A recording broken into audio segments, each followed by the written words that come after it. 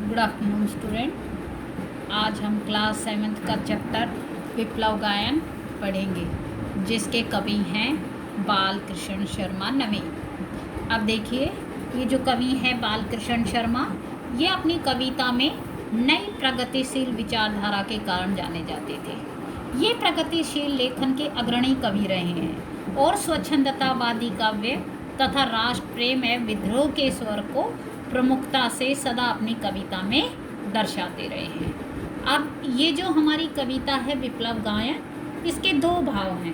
पहला, ये कभी कभी हम अपने आप को समाज के रूढ़िवादी नियमों पुराने से इतना कुंठित और असंतुष्ट महसूस करते हैं और हम चाहते हैं कि ये समाज जिसमें ये बुराइयां फैली हुई हैं समाप्त हो जाएं या नष्ट हो जाएं और हम इस समाज को बदल दें, चाहे इसके लिए हमें इस समाज को नष्ट ही क्यों ना करना पड़े, ताकि हम नवनिर्माण कर सकें। एक भाव तो ये है कि पुराने और रूढ़िवादी नियमों को हमें हटाकर नष्ट करके समाज को बदलना है और नवनिर्माण करना है।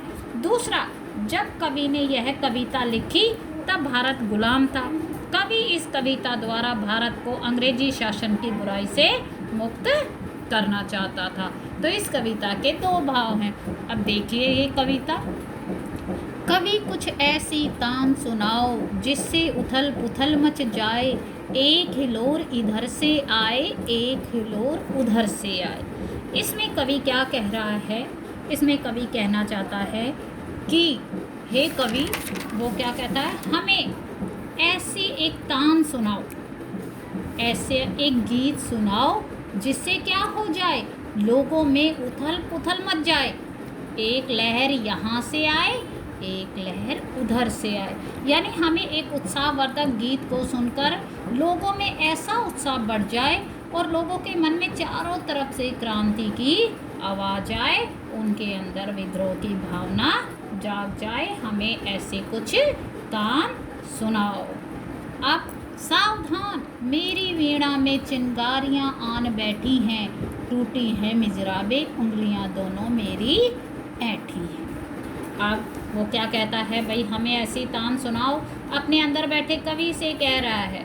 लेकिन कवि क्या कहता है, मुझसे ये नहीं होगा, अब तुम सावधान हो जाओ। अगर तुम मुझसे ये अपेक्षा कर रहे हो कि मैं तुम्हें कोई सुंदर गीत सुनाऊं, तो यह मुझसे अब नहीं होगा। क्यों नहीं होगा? क्योंकि उसके अंदर विद्रोह या क्रांति की भावना जल रही है। मेरी वीणा में चिंगारियां आन बैठी हैं, विद्रोह या क्रांति के स्वर आ गए हैं। टूटी है मिजराबे। मिजराबे क्या होती है? वीणा या सितार को बजाने के लिए उंगली पर लगाया गया कोई तार या जो है अंगूठी की तरह होती है। वो कहता है कि मैं अब ये तुम्हें सुंदर गीत नहीं सुना सकता, क्योंकि मेरे अंदर तो विद्रोह और क्रांति की भावना है। और दूसरा, मेरी मिजराबें भी टूट गई हैं और मेरी उंगलियां भी ऐंठ गई है, यानी मेरी अवस्था नहीं है अब ये गीत गाने की।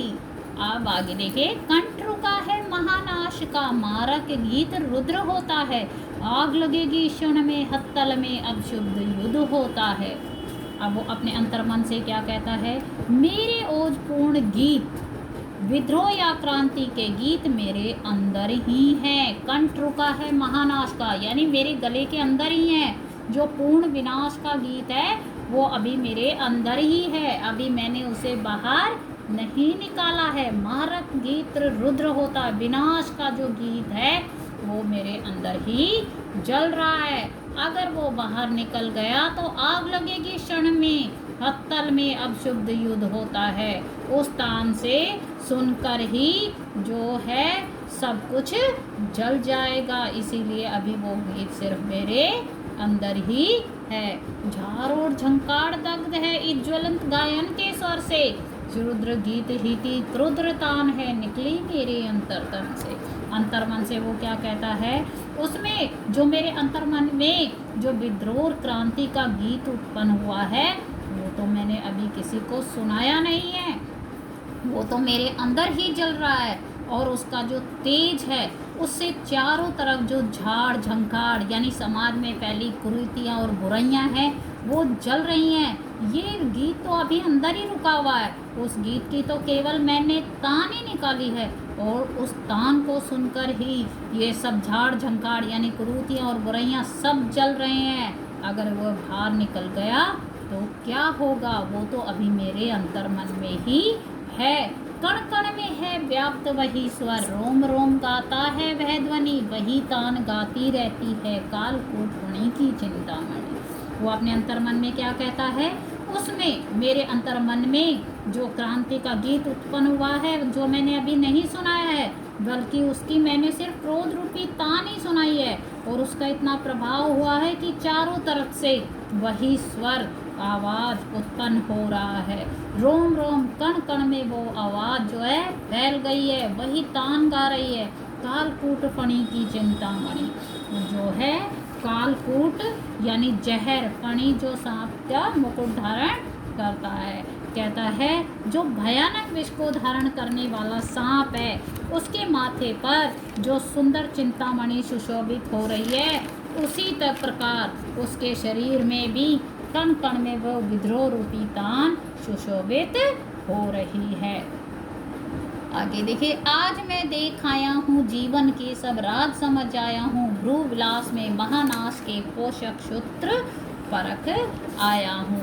वो क्या कहता है, आज मैंने जो है जीवन के सभी राज समझ चुका हूँ, और ये भी मुझे पता चल गया है कि बोहे हिलने से, भू यानी भ्रू क्या होता है, भ्रू मतलब भ्रुकटियाँ, या बोहे हिलने से क्रोध से आपका महाविनाश हो सकता है। और अगर मनुष्य में यह क्रांति की भावना जाग जाए तो क्या होगा, संसार में पहली जो बुराइयां हैं, कुरीतियां हैं, खत्म हो जाएंगी। उस नाश को बढ़ावा देने वाला पोषक सूत्र, पोषक सूत्र मतलब पालन करने वाला जो आधार है, वो आज उसकी भी मुझे जानकारी मिल चुकी है, और मैं इन सभी संसार में फैली हुई बुराइयों को, कुरीतियों को नष्ट करके नवनिर्माण करना चाहता हूँ। तो इस कविता में हमने बताया कि कवि कैसे समाज में फैली हुई कुरीतियों, बुराइयों को नष्ट करके नवनिर्माण करना चाहता है, और वो